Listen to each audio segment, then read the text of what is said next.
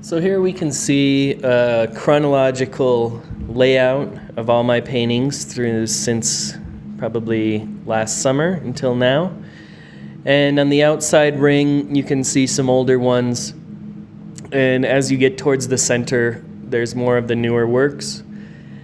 And when I started out this year, I kind of doubled down and really started focusing on portraiture and what it means to create a portrait of a person living in the digital age. Basically a time when we can manipulate the mirror of our face immediately and give ourselves bunny ears or make ourselves more beautiful with some beautification filter or whatever. We live in a time where our face is something that can be easily manipulated in all these programs. So when looking at people and most of my so-called friends, especially on Facebook and these type of places, I'm interacting with almost exclusively in the virtual realm. So if I see an ex-girlfriend who I haven't seen in 10 years and I look at her online, I'm really experiencing this digital self which she's created and she's trying to put out into the world. So how best to make a painting of these types of people?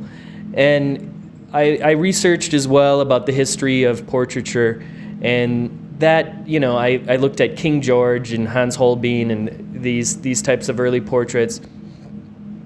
But kind of where I felt the most resonance personally were these post-World War II portraits done by people like Giacometti, Francis Bacon, Auerbach, even Alex Katz to an extent.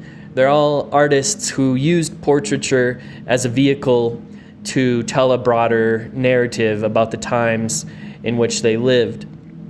So in living in this time, in 2019, it's often associated with this concept of atemporality. And atemporality is essentially living in an age where you have access to all of history at once. Basically, the internet being the manifestation of this.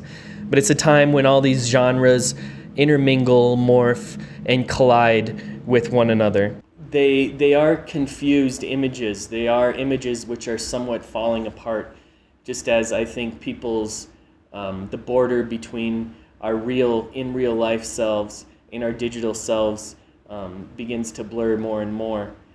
So in addition to researching more about these types of concepts, I started creating a process by which I would use certain data points about people in the creation of the work itself. And this has a long history in our history as well. Even the television set is a reaction to electricity in a way. So television is, basically transforming current into images. And so there is a long history of playing with this, especially in glitch art and all this sort of stuff. But I started creating a process where some of these marks and some of the structure and skeleton of all these figures were created by marks made by my plotter based upon certain data sets about individuals. So part of the construction of the actual portrait is data about that person as well. In addition to that, I was working in the Techne lab downstairs, doing virtual painting with tilt brush, and also using the LZX video synthesizer downstairs, which takes raw current and raw voltage and translates it into pattern, shape, and color.